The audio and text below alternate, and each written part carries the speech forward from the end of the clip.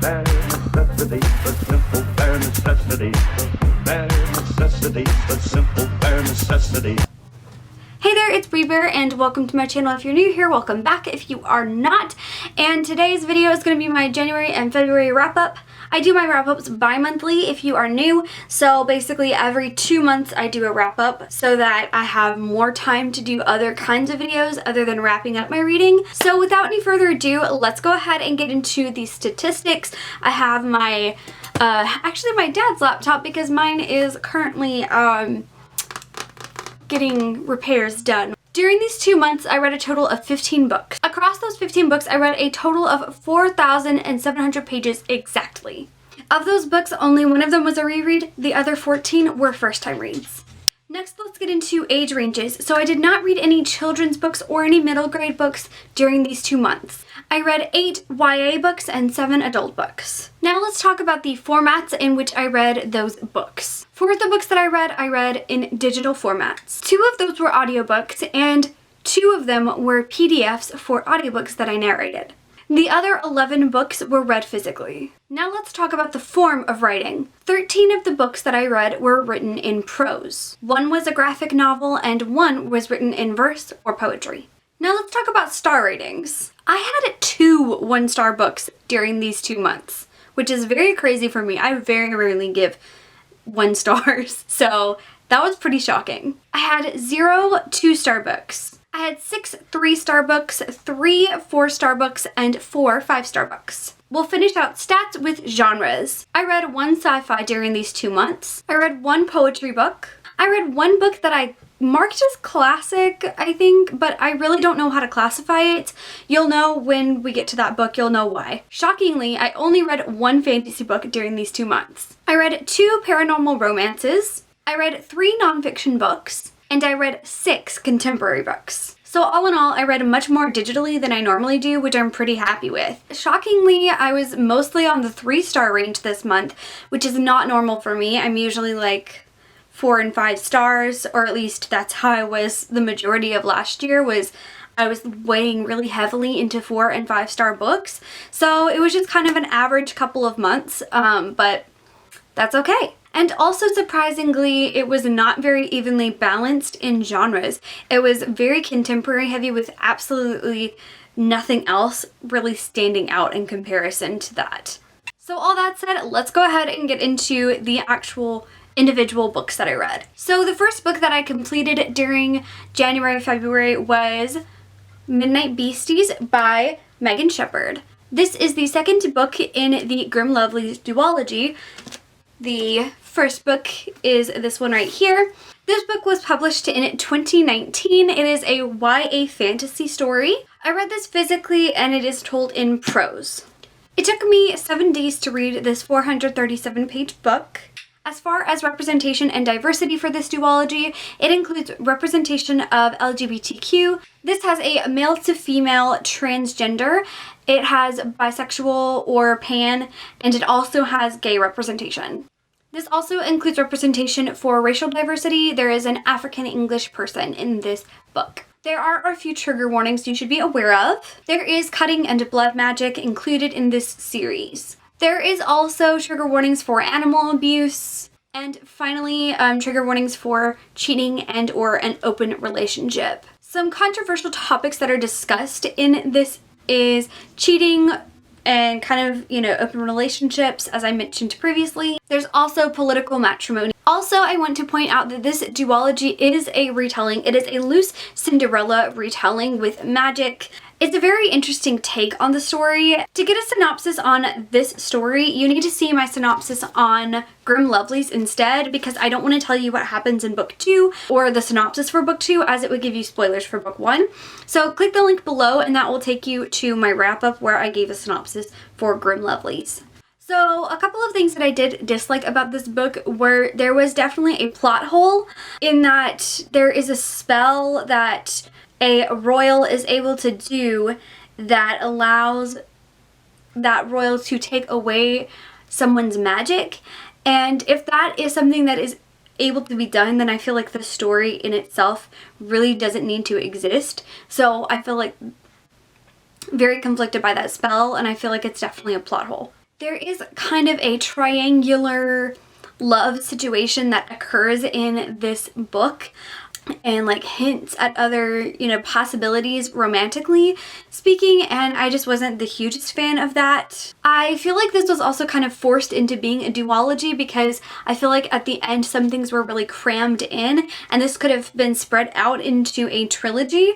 There were definitely some plot conveniences in this as well, and there were some times when it was stated and kind of like attempted, I think by the author, to give us that, oh, the character doesn't know how to use their power, but then they end up actually being able to use their power. So they like say they can't, but then they actually do. So it kind of defeats the whole purpose of trying to pull that in and say that. The ending was really, really extra in my opinion, and not in a good way. It was, very open-ended in some elements, especially politically. Like some things were not resolved, so we didn't actually find out how things were going to go in some ways, and how things were going to be resolved in some ways, and that really, really bothered me, to be totally frank. Now let's talk about the things that I did like. I really felt like the character and relationship developments in this installment in the series was really, really good, especially relationship developments for Viggo and Hunter Black and Petra especially. Those three I felt like had a lot of development in their relationships and within themselves. I really enjoy the found family aspects of this duology. It's very, very enjoyable and precious. There are some really awesome plot twists that we get to experience in this duology, and definitely in this book. The pacing was really good. The only complaints that I have are the pieces that I felt like were kind of crammed in too much and could have been spread out more into two separate books. We also get continuation in the development of the world. So the world isn't fully established by book one. We still continue to learn more about the world in this book, which I really, really enjoyed. All in all, I gave this a 4 out of 5 stars. If you are interested in me doing a video discussing this duology, I am totally open to that. Just let me know in the comments and I will get on that. The next book that I completed was Child of the Moon by Jessica Simon. This is a 2018 poetry collection. I marked it as YA because I feel like it leans a little bit more YA, but with poetry, I feel like it can go either way, honestly. I just kind of marked it because I felt like it was more on the YA side. And of course, as a poetry collection, it is told in verse or poetry. I read this 181-page poetry collection over the span of 3 days. One important thing that I would like to point out is that Jessica Simon is Lebanese, and she lived in Lebanon during the Civil War. So she really experienced some harsh things, and that is something that is addressed in the book. So that could be triggering for you, as it talks about sexual and physical abuse, suicidal thoughts and suicide attempt, gun violence and violence in general, shootings, war, mental illness, loss and grief, depression, and also neglect. It also does specifically reference PTSD. Of course, because of that, it also does have representation for PTSD as well. And it has racial diversity and representation, as well as immigrant diversity and representation, and feminist discussions representation. And that would also be something that is a controversial element, is the feminist discussions. I never really personally like to give a synopsis for a poetry collection, but I like to kind of just talk about some of the things that it does discuss, which I feel like I kind of just did, is like all of the things that are triggering and controversial about it. But it really talks about getting to, kind of come to yourself during all of the experiences that Jessica Simon has kind of gone through as being a Lebanese woman who is an immigrant, and a Lebanese woman who went through living through the Lebanese Civil War. Kind of all of the things that she has gone through, as well as some feminist elements, some mental health elements. I didn't really have anything that I disliked about this collection. So instead, I'm just gonna get straight into my likes. I really liked that this talked about being the child of a war and having grown up in a circumstance of being in a war. It also talks about the double-edged sword of feminism and how sometimes when you have kind of an ism, or anything really, that you can almost start to turn against one another when you disagree on certain elements of it and things like that. And I really liked how it discussed that and kind of called attention to that issue. I really, really loved the representation of mental health in this. It was not done in a, oh, look at me, I have a problem kind of way. It was just a, this is my reality. So I really, really loved this and I gave it a 5 out of 5 stars. Okay, so this next book I am kind of laughing at myself over because when I read this, it wasn't that long after that this month occurred, but now that when I'm talking about it, it's been months. So it's kind of funny to me. The next book is We Met in December by Rosie Curtis. So, what's so funny to me about this is, you know, obviously We Met in December. It's a holiday-esque-ish book. It's not really that holiday-y, but I mean, it's centered around December. Like, it starts and ends in December. It takes place over the course of a year. So it isn't really a Christmas book, but a lot of people like to read it around the holidays. So I read it at the very beginning of January and obviously didn't think about the fact that that would mean that I'm wrapping it up now. This is a 2019 adult contemporary book. This I also read physically and it's told in prose. I read this 392-page book over the course of 6 days. So let's get into some notes. First off, representation of LGBTQ. There are also a few controversial topics, including cheating, premarital sex, and having a baby before getting married. Talking about having children or like trying to get pregnant before actually being married to a person. I just thought it was kind of a little controversial to point it out. We also have quite a few trigger warnings, so I'm going to list those off. We have cheating and absent father figure, transference, which is basically, I tried to or a term for things, so I'm going to eventually make a video of me explaining all of my own terms that I've kind of created, but I call it transference now. And it's basically like transferring or vicariously parenting, you know, like trying to live vicariously through your kid or like force your kid to do certain things. I have another term that I've used for this and I can't remember what it is off the top of my head. Grief and loss, neglect and cancer, leukemia, dementia, and loss of a patient. Okay, so now let's go ahead and get into a synopsis for this book. So we follow two perspectives. We have Jess, and Jess has decided to follow her dreams and move to London, and she is now working for a publishing company. And then we have Alex, who is changing course, and he was in law and he's left his firm and decided to go into nursing. They meet when they come to London to have dinner with a mutual friend and future landlord. During this dinner, they also meet the other two people who are going to be a part of the house share that they are going to participate in there in Notting Hill. On that night when they have dinner, Jess really feels a connection with Alex. She spends her 2-week holiday trip with her friend thinking about him and imagining ways in which their relationship might develop, despite Becky, the landlord's, very, very clear discussion on not having relationships and her anti-relationship thing. However, upon returning to the house, things have changed and there is a huge roadblock between Jess and her fantasies about Alex. We watch Jess, Alex, and their housemates' relationships develop over the course of a year as they live life in London.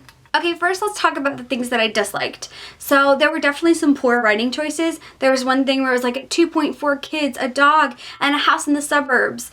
That was referred to multiple times and saying oh, that's the dream, or oh, that's what my parents want me to have, or something like that.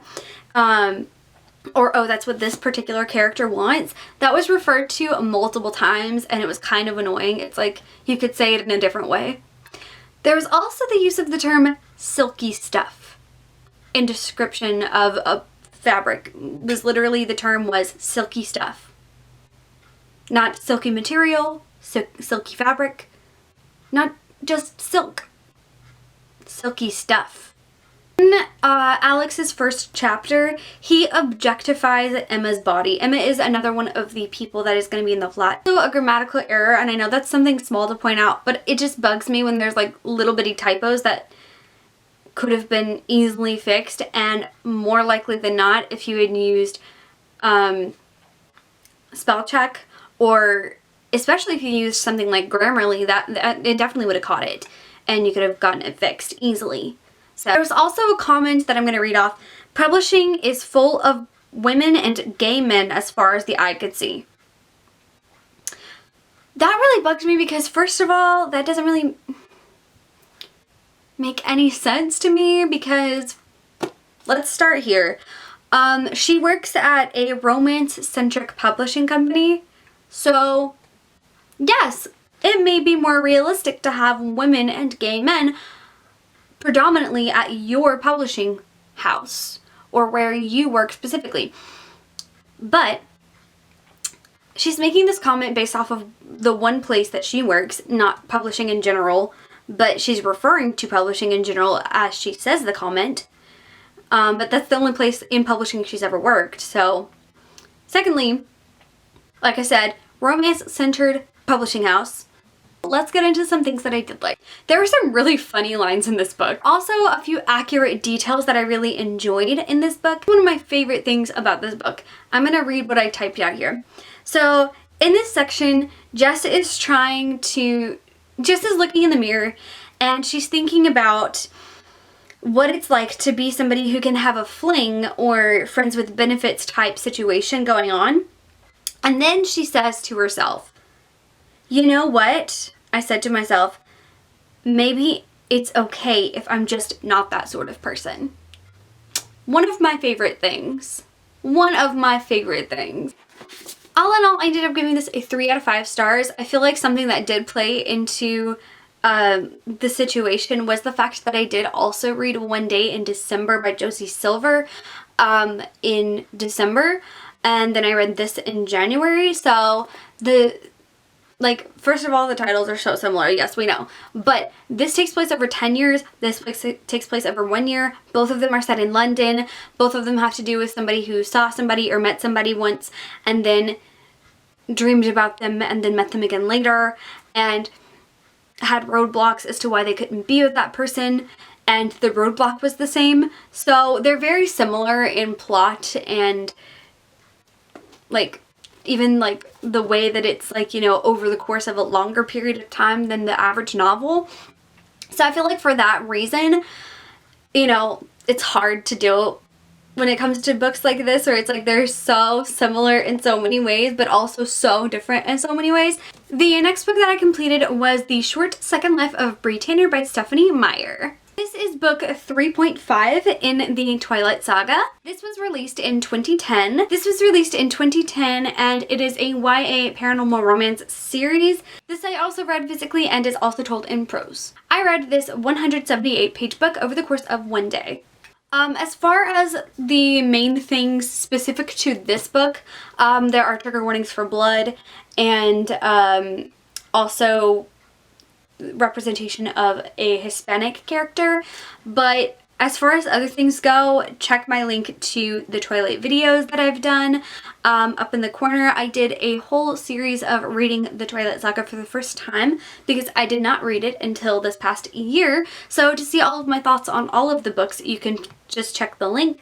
This I read for a continuation of that video series to do a bonus video because I had some issues with the last video and losing some footage, so I wanted to make up for that, so I continued it by doing the novella and another book, which you will see in just a second. But as far as this goes, to see synopsis and all of that, click the link below and you will be taken to my synopsis for Twilight. To see any of my thoughts on this book, you actually will have to check the video when it comes out. Unfortunately, it has not come out yet. Once I complete that video, I will link that in the cards and in the description of this video if I remember to do so. Otherwise, you can just click the playlist that is linked for the Twilight Saga videos, and it will be added to the playlist when it is done. The next book that I completed was Life and Death by Stephanie Meyer. This is 1.75 in the Twilight Saga. I'll explain that in a second.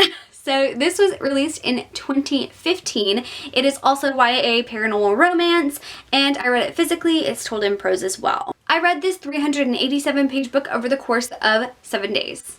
Basically, all I'm going to tell you about this book is that it is the same thing as Twilight, but gender bent.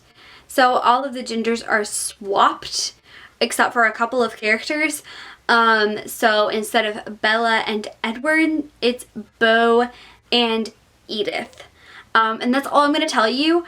To get more information on the synopsis of Twilight, again, check the link below. Is in the same video as this. These will be in a video together coming out to you guys. To get any of my thoughts on this book, you will have to check that video out when it comes out, so subscribe and stay tuned. Okay, so the next book that I read is kind of this is the one that I was talking about in the classics, okay? This one's kind of interesting. This is Jane Eyre by Charlotte Bronte, and it is the Manga Classics edition. So it's by Charlotte Bronte, but the art is by Soniko Lee, and the story adaptation is by Crystal S. Chan. This was released in 2016, and I marked it as an adult classic, but it is, honestly, this I feel like is more of a YA kind of take on the story, to be totally frank. I read this 324-page manga over the course of 3 days. To get a synopsis on this book, check out the link below from where I reread Jane Eyre during November-December wrap up.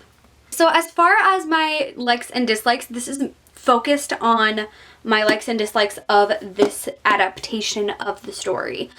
Not Jane Eyre as a whole, but rather the adaptation itself.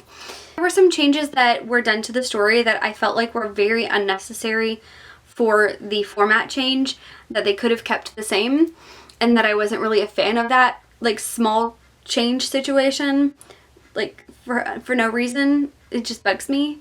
That bugs me in general when things are adapted, like, from book to movie. As a person who both reads and writes, and also a person who produces video and film, like, that's what I went to school for. I get very frustrated when things are adapted from book to movie poorly and things are changed unnecessarily. It really bugs me. Same thing in this circumstance where there were things that were adapted for no reason. They could have just kept it the same. I also felt like some of the characters didn't look the way they should. Also, my main complaint is that there are random bunnies and like stuffed animals sitting around in the background of the scenery, and that really bothered me because it was so, like, I understand that it must be just like, you know, the manga attempt to make it more manga-esque, but like, no. So unfortunately for those reasons, this is getting a 3 out of 5 stars for me. The next book that I completed was Vengeful by V.E. Schwab. Okay, so this is book 2 in the Villains series by V.E. Schwab. It was released literally, I believe it's exactly 5 years after the first book was released. It got to a point where people started thinking that maybe it would never be continued. I thought that it would never be continued, so I had to reread Vicious before I could read Vengeful. So this was released in 2018. It is an adult sci-fi, and this I also read physically. I read this 492-page book over the course of 8 days. I'm going to go over our representation, trigger warnings, and all of that really quickly. So, representation of African American in passing. I also have a question about one of the characters that I feel like might be asexual, so we might have a little bit of LGBTQ, but it's not on page per se. But one of the conversations kind of gave me the vibe that they might be asexual. Also, we have a lot of trigger warnings, so I'm going to look down to read them. Violence, abuse, cheating and adultery, drugs and drug abuse, cutting, torture, body horror, suicide, psychiatric issues / mental illness. With a question mark because it's not actually on page, but it's very much, I feel like, implied that this person, this character definitely has some sort of psychiatric struggle going on. We also have hallucinations and delusions, sexual abuse, being drugged without knowledge of the person being drugged, animal abuse, and grief loss. Now let's move into our controversial issues and topics. Objectifying women, anti-feminism, and negative representation of Christianity / simple Christians / villainization of religion, specifically of Christianity, and then corrupt government. Another thing that I started adding in from this book on is story archetypes, themes, and tropes. So I don't like the word tropes, so I prefer to use the word archetype, but I included the word tropes so that people know what I'm talking about a little bit more. So this has found family, and it also has evil versus evil. So because this is a book too, I'm not going to give you a synopsis of this book. I'm going to send you over to see my synopsis of Vicious in the link below. So let's go ahead and talk about some of the things I disliked about Vengeful. I really was not the hugest fan of some of the characters' choices, which I know I don't have to be a fan of the characters' choices, but also I just like some of them were frustrating to the point where they didn't seem necessary, and like that's why they bother me, is because like they didn't really feel necessary to the story or to the character's development for it to be like that way, and it was frustrating in that kind of light, if that makes any sense. Focused a lot more on a new cast of characters that were brought into the story, and I believe that this new cast of characters was important to the story. However, I wish we had gotten to spend more time with our original Vicious group. So some comments that could have been avoided, that just weren't necessary at all and could have just been cut out. And I definitely did have an issue with the faith thing. As a person of faith, it is very difficult for me going into a lot of books, because most of the time, unless it is a specifically like Christian book, religion is villainized, or like Christianity is villainized a lot especially in fantasy and science fiction books. It's villainized more so. Even in contemporary, it's villainized. Not because I can't respect that, and not because it's not valid, but because it is one perspective, and you know, it's like saying that just because there were a few horrible people who are terrorists that happened to claim to be Muslim, that all Muslims are bad. That's not the case. That's, you know, taking the worst of a group of people, which is a very small percentage of that group of people, and assuming that they're all that way. Or like just focusing on their story rather than the story of all of the wonderful and kind and good people that are Muslim and actually follow what Muslim teaches, and what Islamic teachings are, which are kindness to others. And let's move on to what I did like about this book. The world development in this book was amazing. We got so much more to the world and the story, and oh, I just want to reread it and reread it and reread it. And I had a dream connected to this book, and it was so interesting. And I wish I remembered more about it, but it like just recurred to me that I had that dream. I had forgotten that it existed, and now I remember it because I'm trying to think about remember the book, and then I remembered the dream when I was remembering the book, and I'm like, I had a dream about this character was in it, and this character was in it, and like I was in it, and oh my god, the world was really well developed. Like, the characters and learning how to use their abilities more so was very enjoyable to me, because it showed a little bit of like, a lot of times we complain about characters being able to just use their abilities or skills that they just discovered like automatically, which I understand that complaint, but I feel like it's done in an okay way in this series, especially because of the way that they learn how to like use their ability further as they continue to have that ability, as they continue to live with their ability. So I really, really enjoyed that element of this book so very much.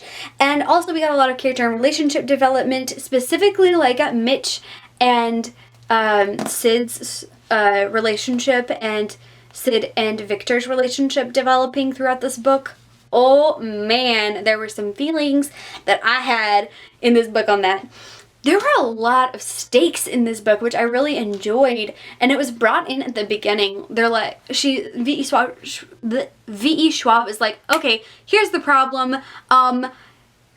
You have like this much time. You don't know how long you actually have to live, but you know that you have a very limited amount of time left, and you've got to figure out how to fix your problem. Except guess what? This is a kind of problem that has never existed before or has never been seen before, and we don't know how to fix it. And nothing that you're trying is working. And high stakes, high stakes. So I really loved that. And just in general, V.E. Schwab's writing, man. Oh, she writes some gorgeous quotes and lines and scenes that I just absolutely love. I cannot wait to get into more of her books. Legit, these are the only 2 of her books that I have read so far. I'm a loser and I'm behind on everything, I know. I'm late to the game on a lot of things, but I cannot wait to get into some more of her books, and I really, really hope that it's not another 5 years before I get to see the next book in this series. V. Schwab, don't do that to me again. Is rude. Is rude. Also, I need to get every edition of these. This was a 5-star book, if you didn't guess.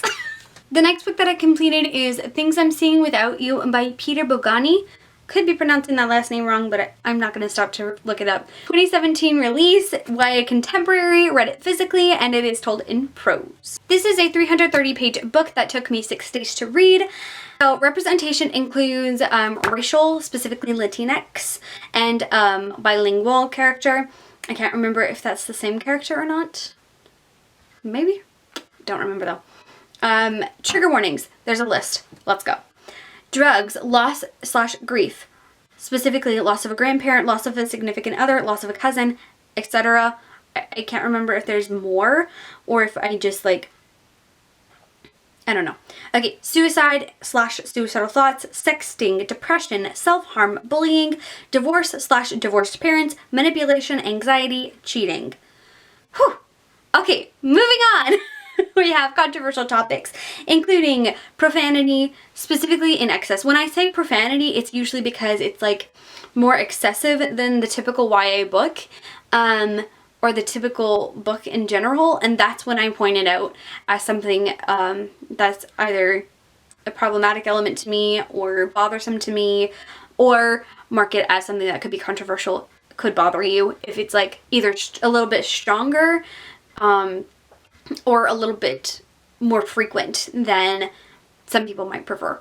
For me, it was a little bit too frequent and a little bit too strong. Archetypes and tropes and themes. Online relationship was in here.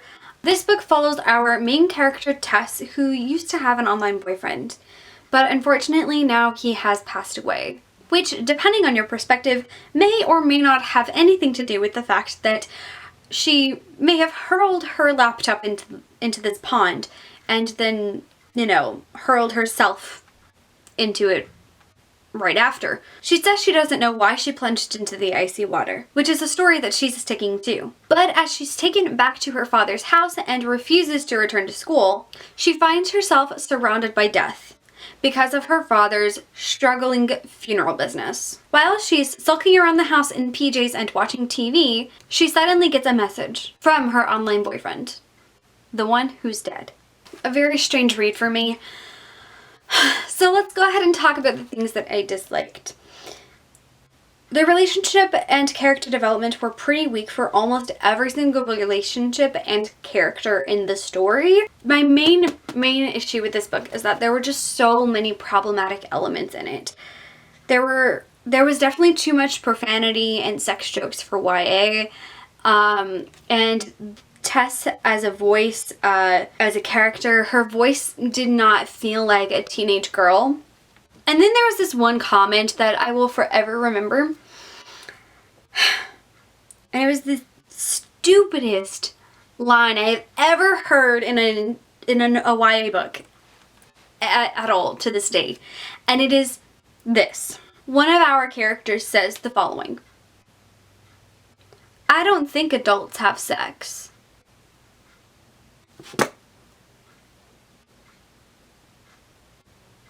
I'm sorry. The only reason that you could possibly say that sentence and mean it is if you genuinely think that the storks bringing you to the front porch is real. That's literally the only way that you could believe that that is a valid statement. It makes no sense. Okay, I'm gonna move on. Because I could go on and give you specific examples of the stupidity of things that have been said in this book to the point where you would understand a little bit more of my rating. But I think that I'm going to cut us off right there on that front. And if you want to see more of the stupidity and more of the comments that I hated in this book, then go to the link below. Or actually, I might not have it linked below. Go to my Goodreads link below, and that will take you to where you can find my review of this book. And then you can see more specifics on my issues with this book. Let's talk about one of the few things that I liked about this book. Tess and her dad had a pretty good concept for a relationship arc. It wasn't executed perfectly, but at least there was a concept there that was good. Needless to say, I gave this book 1 star, which is really disappointing to me because I really want to read This Book Is Not Yet Rated, also by this author, but I'm scared to now because I hated this. And here's the thing, like, there were so many, like, possibly okay things that could have happened in this book, but so many things were so bad and, like, so upsetting and frustrating about this that I just couldn't do it. So it's a 1 star from me. So after reading that, I definitely needed A, palate cleanser, and B, to take a little bit of a break between contemporaries because I knew I was going to be reading a lot of contemporaries after that because it was leading into Contemporary-thon. So since I finished that, like, I think it was like 1 day before, I was like, okay, well, I'm going to pick something small. So I did a reread of Who Moved My Cheese by Spencer Johnson. This was released in 1998. It is a nonfiction. I marked it as adult, but really this is for anybody. And this is something that I read physically, and it is told in prose. This was a reread for me. I have reread this several times at this point. I originally read this via ebook, and now I've read it physically a few times. And this is the first time that I read it and annotated this, so I went ahead and marked up my copy. This book is about how to deal with change by telling you a story about 2 mice and 2 little people that live in a maze. That's all I'm going to tell you. But to me, it's inspiring because it reminds you of all of these things. Things that you already know in life and things that you need to be reminded of. As a person like myself, I take a lot of risks. After I decided not to go back into retail or continue with a regular job, that was a risk, and that's a big change to experience in your life. And, you know, trying to decide, you know, which way you're going to go about it, how you're going to approach it, this is such a good way to see it. And this is one of the things that really inspired in me to really do what I want to do and, you know, be bold enough to make those choices. I just think that this is something that everyone should read. And it's so simple, but it just reminds you to do the things and to be brave enough to step out and try the things and seek out what in your life you really should be seeking, rather than just remaining in a situation or seeking down the wrong paths. Seeking in the right way, looking down the right paths, and seeking things that are going to be fulfilling to you and also provide for you and your family at the same time. I think that's what this really teaches as far as jobs go, but it isn't just about work. It's about relationships. It's about everything. It's any kind of change that it can be applied to. So anyways, I'm gonna stop rambling about it. I'm gonna go on and tell you that it's, of course, as always, gonna be a 5 star. I also have the audiobook for this now. Okay, for this next book, do I have some feelings. First read for Contemporary-thon, and this is the only book that I actually completed during Contemporary-thon due to the influx of work things. But I did complete some of the other books that all of the books that I started during the Contemporary-thon I did complete. The other ones that I did not get to start, I did not complete. But You will see those other books at some point, either in this wrap up or next one. I'm not going to tell you which, so you just have to keep watching. But this is the one that I did complete, and that is Suicide Notes by Michael Thomas Ford. This is a 2008 release that was re-released with this cover. I think last year, maybe. Was this last year that this edition came out? I don't remember. It doesn't say. Cover art 2019. Yes, so it was released last year with this new cover. Okay, so this is a YA contemporary. This I read physically and it's told in prose. Again, I read this for Contemporary-thon. I read it in 2 days.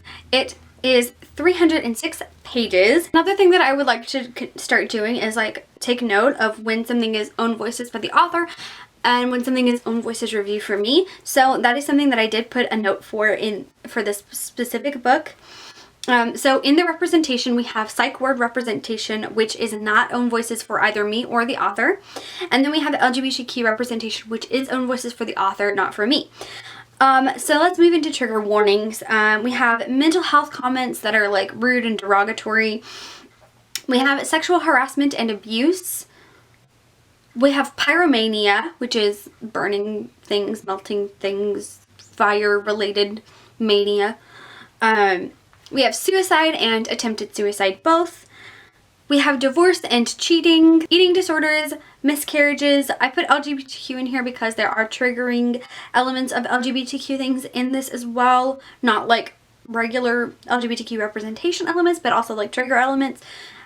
It makes sense if you read it, okay? We also have self-harm and cutting. We have drug abuse and we have drug addiction and abuse. We have bipolar disorder. We have imposed parenting, which is the other term that I used for that same kind of thing. This is where, you know, like the parent kind of forces the child to do a certain activity, or like, you know, like they'll disown their kid if they don't do this sport or aren't, you know, going to Yale, you know, their specific school that they want them to go to, or they don't follow this specific career path, if that makes sense. So imposed parenting. We also have some derogatory terminology regarding homosexuality. We have death, loss, and grief, underage drinking, domestic violence and gun violence. We have mental health meltdown / breakdown, however you want to term it. And also at some point in this book, there is a character that is permanently institutionalized in a mental health institution, aka asylum. As far as controversial topics go, so as far as controversy goes, the thing that I mainly made note of is use of the word queer, not in the context of LGBTQ, but in the like OG form of the term, where it's just about things that are weird or abnormal or different, that kind of term, use of the term odd, abnormal. I'm not sure if that bothers LGBTQ people, because I'm not LGBTQ, so I can't speak for you guys. So I just wanted you to be aware that if that is a problem, it is there. Just to be warned that it is part of the book. Okay, so as far as archetypes and tropes go and themes, we have friendship. We have a friendship breakup in this. We have a character that kind of feels out of place, or you know, kind of. We have a character that kind of like looks down at the people around them and like learns their ways type situation. We have self-discovery and exploration as well. Let's get into the synopsis for this book. We have Jeff is our main character. Jeff does not think that he belongs in the psych ward. He thinks that everybody else that is in this psych ward is absolutely crazy, and he is quite clearly not. Despite that one incident, he is totally normal, but he won't talk about that incident or why he did it. While Jeff is stuck here, he might as well try to make friends with the most normal of these crazy people. As Jeff tries to learn the line between friends and more than friends, he fights coming to terms with his truth. Some of the things that I disliked in this book, there were some weird things regarding sexploration or sexual exploration, and some uncomfortable things kind of said regarding that. For it to be a YA book, I don't think it was approached okay or the right way. in YA, I don't think it's a topic that you should really be discussing because you're talking about kids who should not be making kids. So I don't think this is the kind of topic that you should be approaching when, you know, your target audience is, yes, there are 19-year-olds, but it also is 13 to 19, okay? 13 to 19. You gotta keep that in mind, people. Anyway, there's also some strong language in here as well, which isn't not for me. Some people might be okay with it and it might not bother you, but it also can be bothersome to other people. There are some things that are uncomfortable, and they're not really explained until the end. And that really made it difficult for me. Going into the book, I had one expectation of what this book was going to be, and it wasn't until the end that I found out that the book was actually a completely different story than what I thought it was supposed to be telling. I thought then if this was a story about a character coming to terms with their mental health issues, and kind of, but it's more about them coming to terms with some other things about themselves. And that's my main complaint about this book, is that the synopsis really leads you to believe that the story is something completely different than what it actually is. And my other main complaint is that there are some messages that are kind of sent by this book that are not really okay for YA audiences. Specifically regarding what I was talking about earlier with this exploration things and kind of, you know, some other things in between as well, that it wasn't clarified at the end or at any point in the book that that's not really an approach that you should go for, and things like that, and you should learn certain things a different way, and you should, you know, wait for a certain point in your life for certain things and stuff like that. That wasn't approached well, in my opinion, at all. So for that reason, I really struggled rating this book, because there were elements of it that I absolutely loved, and we'll get to those in a second.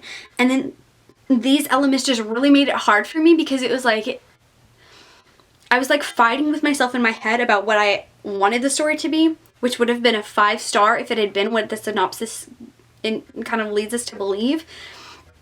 And then what the story ended up being more so, which kind of changed things a lot for me. Not just because, and I don't want you to take this the wrong way if you've read this, it's not because of the actual reasoning behind the thing, although that was a little bit not my favorite thing. In that, like, I don't think it was handled perfectly well. Like, I think it could have been a better arc if they had focused on that the right way. And really brought it to the surface what's going on, what we're exploring in this book. If I had known that's what I was going into, then I think I would have enjoyed this much, much more. And I think upon reread, I might be able to appreciate this a little bit more.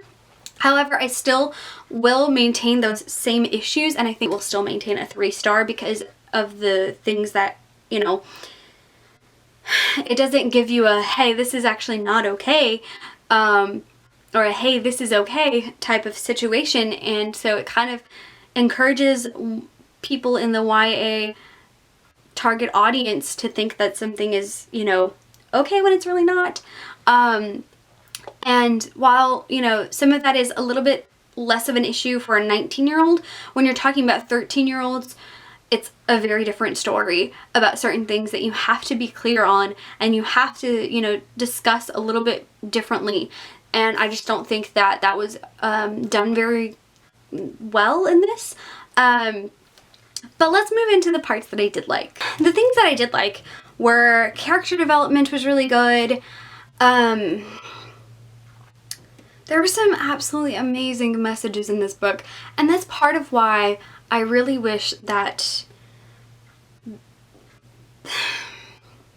like, I want the story that the synopsis leads you to believe, and I also want this story to be, I want that story separate from this story, and then I want this story to be fleshed out better and cleaned up and fixed.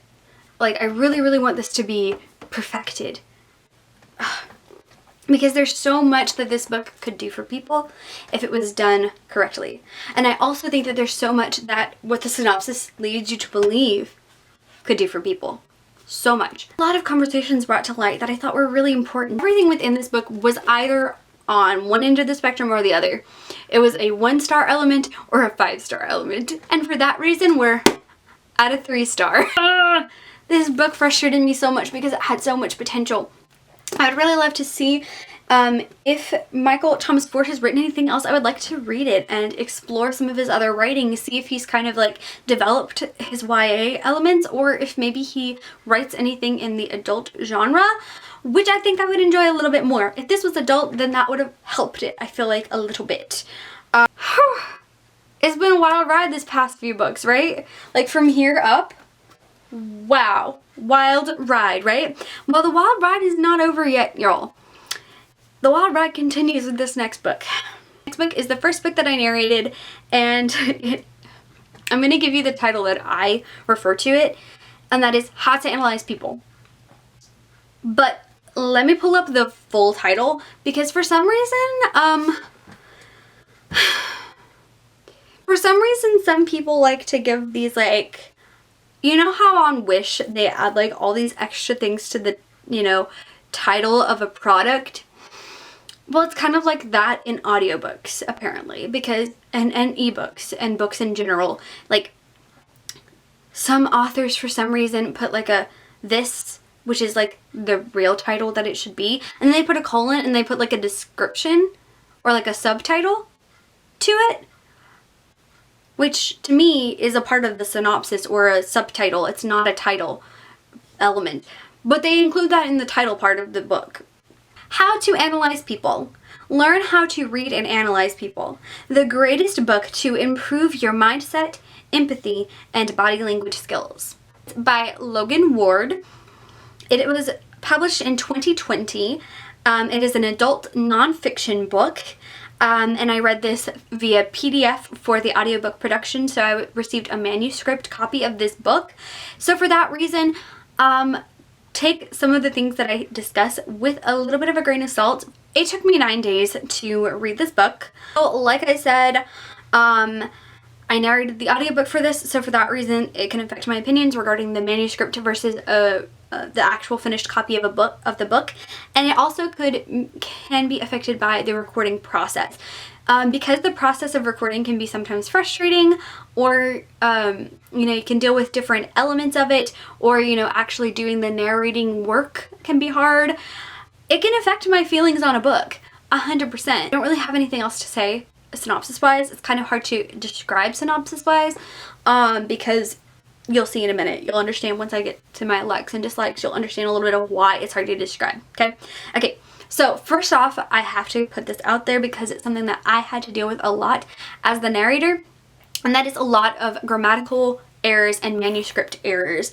There were a lot of writing issues in this book. There were also some sexist comments. There were some comments about women seeing romance the wrong way and having unrealistic expectations romantically because of how romance is portrayed in movies, because women watch romance movies, apparently. Only women do, and all women must, clearly, apparently. And apparently it affects our views of romance. We can't just watch it objectively, apparently. And then all of those movies are directed and produced by women, apparently. First of all, as a person in the film industry, and in the media industry,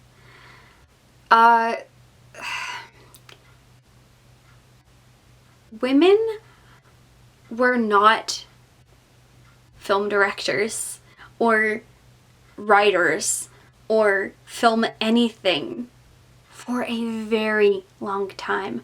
Much later than elements of, you know, romantic expectations were brought in to the scene. And I say that, but in ancient Greece, for example, only men were allowed on stage. So men would play both men and women's roles on stage, and only men would write the things that were portrayed on stage. And during that time, they still had men bringing the women flowers and men being chivalrous, and you know, that expectation of a man to do certain things, like that was an expectation that was put in by a man for men to portray and for men to watch, because women weren't allowed to the theater. So it wasn't even like a women related element in any way. Furthermore, okay, let's take a look at Shakespeare. How many things did Shakespeare put into his plays and his works that would be considered unrealistic romantic gestures, or just in general romantic gestures that are seen as something, you know, excessive or extra, or like, you know, just like a gesture in general that's romantic that you know, is something that has been an influence upon the romance genre in general.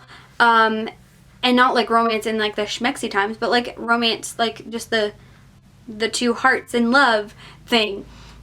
Just that part of the romance. Okay? That's all I'm talking about here. I'm not talking about the schmexy times. I'm talking about just romance.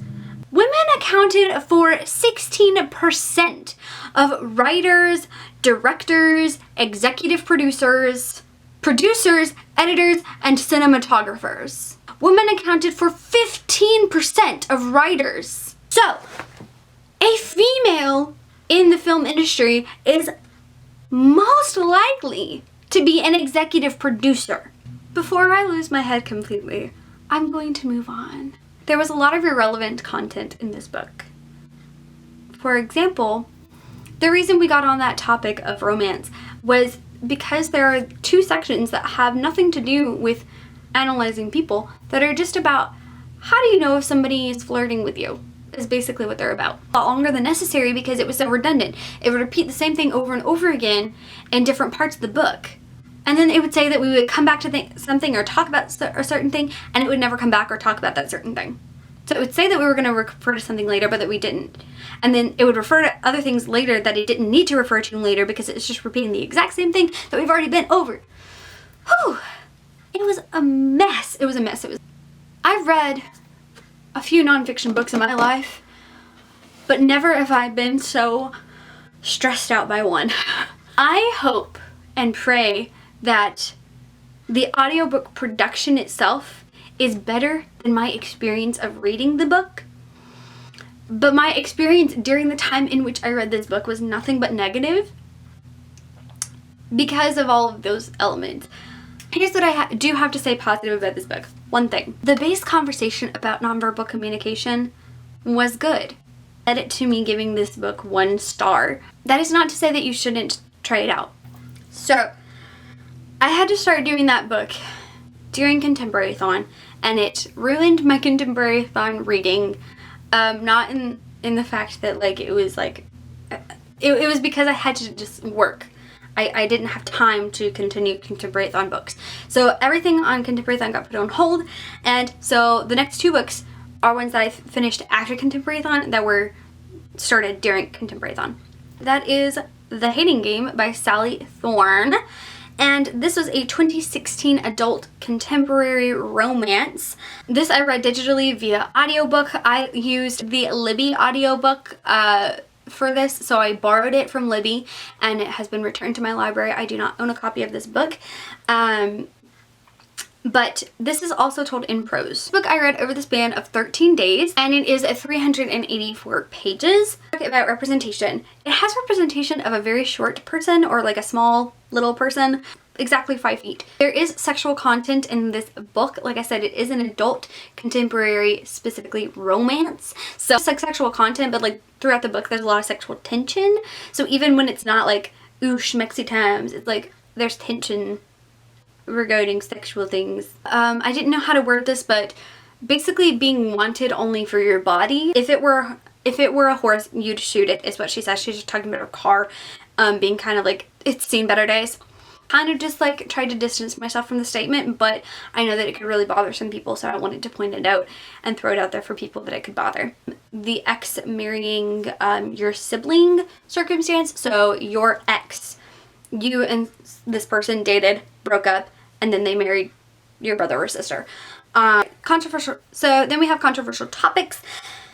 This includes the use of the word gypsy. A lot of people find this to be a derogatory term. Archetypes, tropes, and themes. So we have, again, the sexual content. We have, again, the ex marrying the sibling. We have the hate to love, of course, as you can probably guess by the title.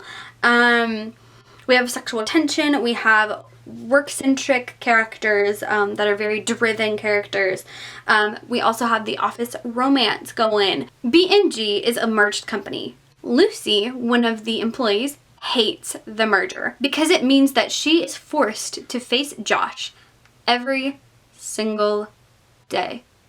Josh sits across from her in the office, being the most annoying person known to man, and the person Lucy hates the most. When a new executive position opens up, Lucy and Josh go head to head to win the spot. They're forced to work together more than ever before. Will they survive the tension? Okay, so some of the things that I disliked about this book was that I felt like the plot in general was really simplistic. We had the two main plots of Lucy and Josh's relationship, and there were like hatred for one another in their like development of their, relationship. And then we had the plot of the executive position that they're vying for. That was it. There is no other plots happening here. That's it. Okay. So for me, that wasn't really my favorite thing. And also, in that same vein, there wasn't really character development of individual characters so much as just the relationship development of the one relationship. There wasn't really anything else that developed. So it was kind of simplistic in that way, in my opinion.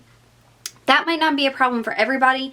It's just not my favorite thing. I like to have a lot of things going on in my books. I like my books to be just as extra and busy as I am. Things I liked was that I thought the relationship was cute, and I really liked the driven, work-focused people that they were.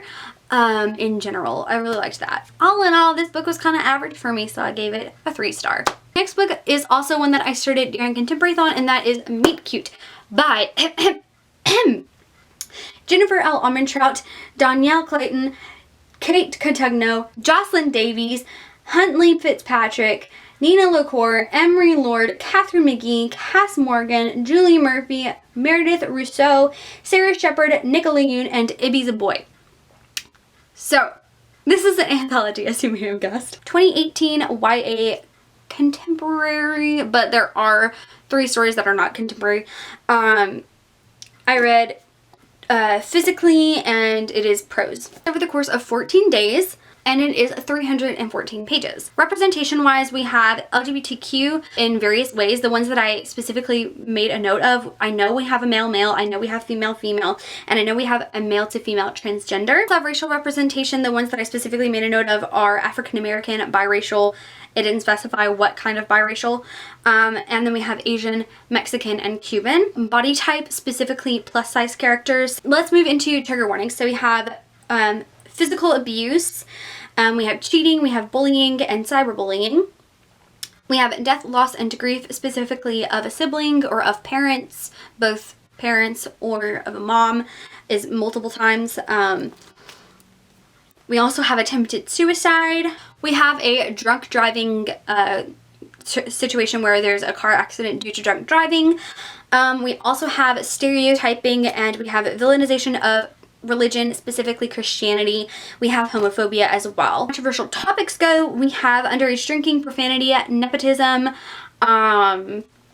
stereotyping and villainization of religion, specifically Christianity, story archetypes, tropes, and themes. Story is different, so each of these that I have listed is included in one or some of the stories, but not all of the stories. Somebody that you meet online, having a famous people in the story, love/like at first sight. So let's do a synopsis. Basically this is an anthology all about characters meeting for the first time. So I'm going to go through all the stories and give you my ratings in order from lowest rated to highest rated. So I'm going to go like the ones that I disliked first. So Somewhere That's Green by Meredith Rousseau. This I gave 1 star to. Siege Etiquette by Katie Catagno, and this I gave 2 stars. The following were all 3 stars. So Hourglass by Ibby Zaboy was 3 stars. I have another 3 star, The Intern, Sarah Shepard. The Way We Love Here by Danielle Clayton. Something Real by Julie Murphy. Say Everything by Huntley Fitzpatrick, another 3 star. Moving on, we're going to move to our 4 stars. The Unlikelihood of Falling in Love by Jocelyn Davis. 259 Million Miles by Cass Morgan. Then we have The Department of Dead Love by Nicola Yoon. Now let's move to the ones that I really liked, which was the 5 stars. We have The Print Shop by Nina LaCour. Click by Catherine McGee, Oomph by Emery Lord, The Dictionary of You and Me by Jennifer L. Armentrout. So those are the ratings that I gave each of the stories. Again, to get specific details of each one, go to the link down below to my Goodreads, and then find this book in my rating challenge for 2020. I felt like a few of the stories tackled some topics, like tried to approach some topics, specifically controversial topics, and they did so poorly. So then the other thing, the fact that there were 2 fantastical and 1 sci-fi ones that kind of didn't fit in with the rest because everything else was contemporary. And another thing I also didn't write down is that there are several times where the different authors tried to use second person. So that would be you and your. And they did not do it very well at all, and it was very bothersome. It should just have been left out. These are not the types of stories where it was used well. You can't really use second person when the character is fully fleshed out in that way, where they, like, you really know them. If you're going to use you and your, it really needs to be a situation where you can actually feel like the narrator is speaking to you, right? You can't really get that from any of these stories because you're reading a character that you know is fully fleshed out and you get to learn more of their character. Because it's an anthology, I got to explore a lot of different authors that I haven't gotten to read anything from yet. That was very enjoyable. Some of it really encouraging, some of it a little bit concerning because I still want to read other things from them. There were also some really cute stories and really enjoyable things as well. There were also some really good messages in here and some enjoyable quotes as well. My average rating, when I added up all of my ratings together and divided it out by the number of stories, was 3.57 stars. So I ended up going with a 3 star though, because enjoyment wise, although it was higher on the 3 star, it still felt like a 3 star to me because of how strongly the negative ones stood out. Like, I rarely rate things 1 star. It takes a lot for something to be a 1 star for me, and that to me really just made it difficult to give this a 4. So I, for that reason, gave it a 3.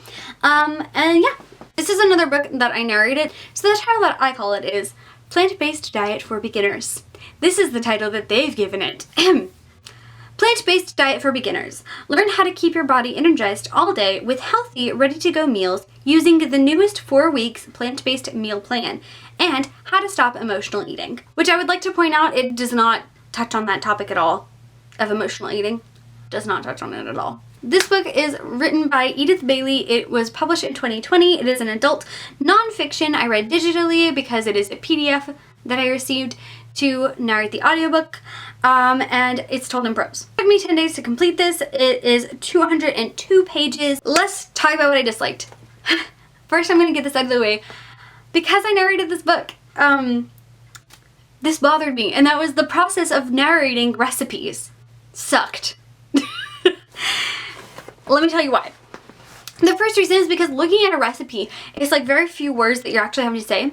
But then every time that you narrate a recipe, you have to add extra words because there are words missing that you wouldn't say or that you wouldn't write when you're writing out a recipe, but that you have to say when you're explaining a recipe.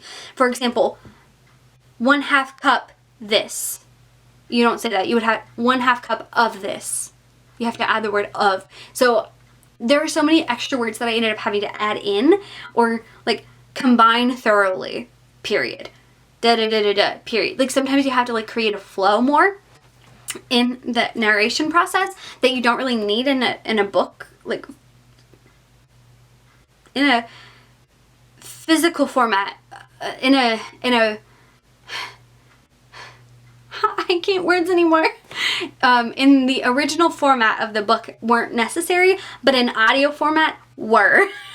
I also know that as a person, like, I would have to like see the recipe physically rather than listen to it in audio to be able to do the recipe, because I would have to like write down the ingredients that I need, go to the store and get them. So like for me personally, it just isn't realistic, but I know for some people listening to the recipe works for them. Like they could get ideas from it, and you know, they can, you know, remember what they heard, and that's not me. So the other thing that I really didn't enjoy narration issue wise is that the formatting of the recipes was inconsistent. So like the layout of how the ingredients were listed was inconsistent.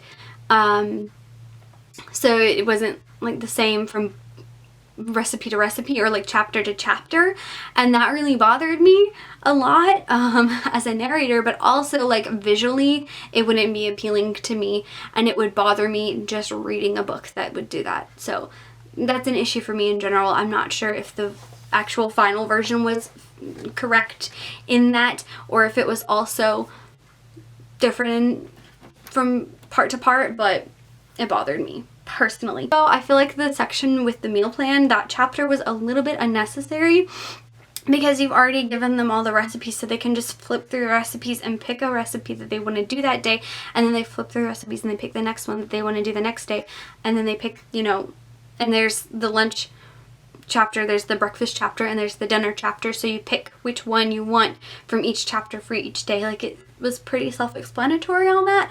I felt like it wasn't really necessary to put in a meal plan. Also, it sucked to narrate too, not gonna lie. In the beginning chapters, there were some sections of text that were a bit redundant. Like this had a good base of information about plant-based eating, about the differences between plant-based versus vegetarian and veganism, and also the elements in where they overlap. These are all of the books that I read, including the digitally read books that I read in January and February. I'm sorry for this book, or this video coming out so late. Again, if you stay to the end of the video, you get a gold star and you're my new favorite person in the entire world, and I love you with all of my heart and soul. So make sure that you subscribe if you haven't already. If you made it to the end of the video, then clearly you like watching this video enough to want to subscribe, so you should do that. And make sure to give this video a thumbs up so I know that you guys actually made it all the way to the end, because you're the best. Otherwise, I will see you guys very soon with another video, and without any further ado, peace out, Bear Scouts. Look for the bare necessities, the simple bare necessities. Forget about your worries and your stress. I mean the bare necessities, that's why a bear can rest at ease with just the bare necessities of life. Yeah, with just the bare necessities of life. Yeah, man.